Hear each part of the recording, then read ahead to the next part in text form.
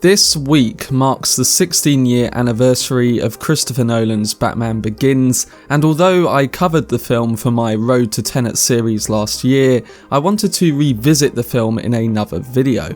Batman Begins was a landmark in not just superhero cinema, but also with cinema in general, and it becomes fascinating to look back on a film that had such a large influence. I'm going to be discussing how Batman Begins was a game changer for modern day movies, and in particular, the superhero films that dominate today's landscape. If you want to catch the latest updates on Christopher Nolan and videos on the director's previous work, then don't forget to support this video by giving it a like rating, subscribing to the channel, and turning on your notifications. Also, feel free to check me out on Twitter, Facebook, Reddit, and Instagram at Cortex Videos, which is all linked in the description below. But without further ado, let's dive into how Christopher Nolan's Batman Begins changed superhero movies.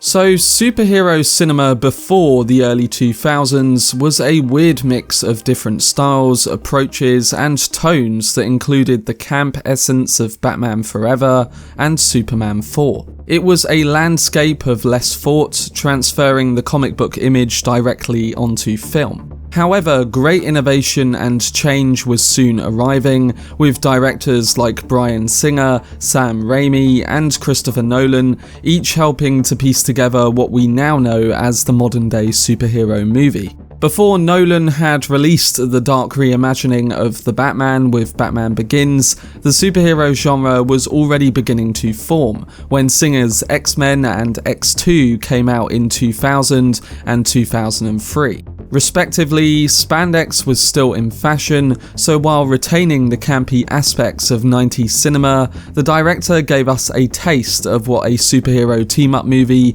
might look like with sprinkles of a dark covering. Nolan had quoted X-Men as one of the further influences to take a gritty approach the full mile, and as we witnessed, he really pushed it. Likewise, cult icon Sam Raimi created Spider-Man and Spider-Man 2, demonstrating the true blockbuster potential of such characters. By the time Batman Begins arrived in 2005, which is now celebrating 16 years since it was originally released, the flickers of what would become a flourishing genre had now truly took form. Christopher Nolan brought something that Singer or Raimi didn't, and that was an undisputable quality of realism. Where superhero movies of the past had shown little respect to their characters, treating each of them like a cartoonish property, Christopher Nolan showed that these films could be both financial hits, but also great films in their own right. His vision of the Caped Crusader, inspired by Frank Miller's comic Batman Year One,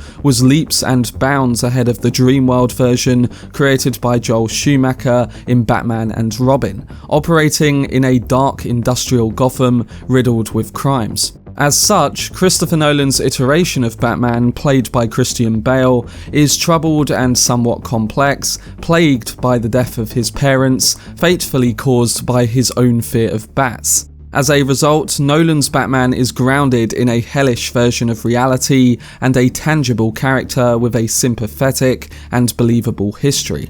Batman Begins was a groundbreaking success for this reason, shining a light on the character, his origin story, his antagonists, and iconography, fitting them into the template of a real-world setting. Suddenly, it became the formula to reinvent all of cinema's exhausted characters. James Bond reboot Casino Royale, Spider-Man's reimagining in 2012, and even Superman's take in 2013 would utilize a dark aesthetic, reconditioning each character for a modern treatment. The idea was to make each of them more grounded and more palpable, but of course this was rather a blind choice, as whilst Batman's gothic Gotham may be suitable for such a setting, Spider-Man's colourful New York is not.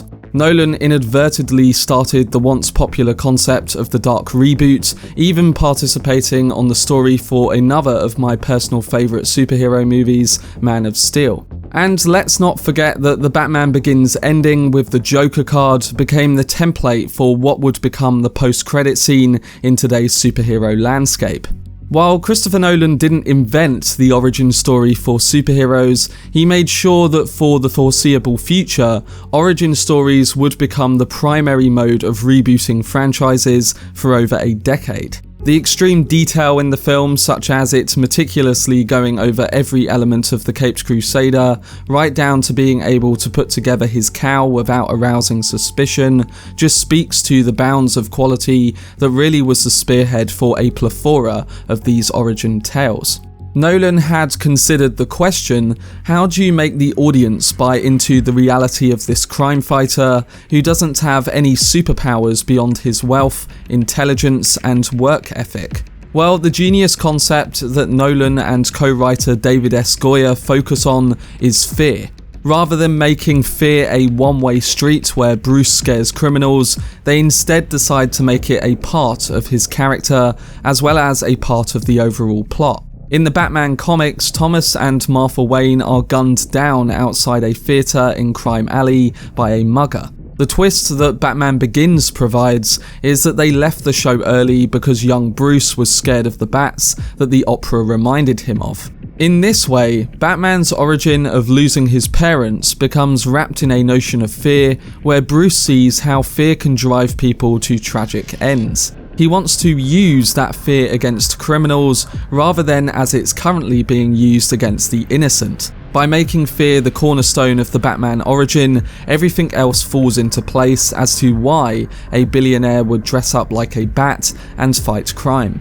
And of course we see this developed throughout the trilogy, with The Dark Knight being about chaos, and The Dark Knight Rises coming full circle as Bruce rises from the fear of failing and the pain he suffers.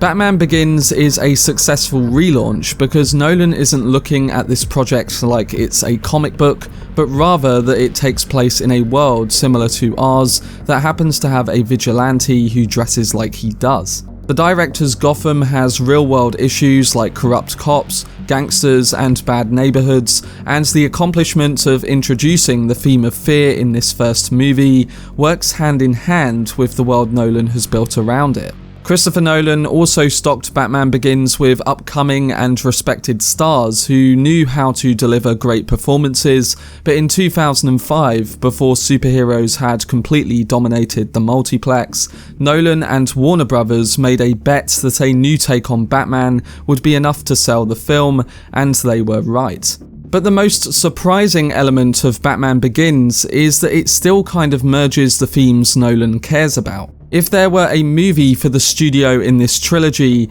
it's Batman Begins, which was a radical new take on the character. Nolan commits himself to the reality of the universe he's constructing, right down to the believable character motivations. And it still has moments of humour that hits, likeable characters, and at its core, it's a summer tentpole that delivers on big spectacular action with a well-known superhero. But Nolan worked within those confines to create something completely unique that avoids the comic book aesthetic of something like the Spider-Man movies in favour of something closer to his own interests within the surroundings of his favoured neo-noir thriller sensibilities. The film worked and succeeded in changing superhero movies because it has complete control over its tone and vision. This is something we get less of today, and maybe we could do with more of it. But that was my video essay on how Christopher Nolan changed the game with 2005's Batman Begins. Although it wasn't until we got to The Dark Knight that it felt like Nolan had fully realised what a Christopher Nolan Batman movie should be, Batman Begins really paved the way for certain stylistic elements and a methodology that a modern superhero movie could follow. The sequel encapsulated his signature themes rather than putting them on the back burner, but Nolan devoted himself to creating a concrete, realistic Batman that could be interrogated deeper as we move through the trilogy. For Batman purists, it may not be the most accurate depiction of the character, and yet it worked for what Nolan created and refashioned for a new generation. But let me know down below what your thoughts are towards Nolan's first film in his Dark Knight Trilogy, and how you think it revolutionised the superhero genre and blockbuster cinema. For more breakdown videos on Christopher Nolan's films, then subscribe to the channel and turn on your notifications. Also, if you enjoyed this video, remember to leave a like rating and follow me on social media via the links in the description.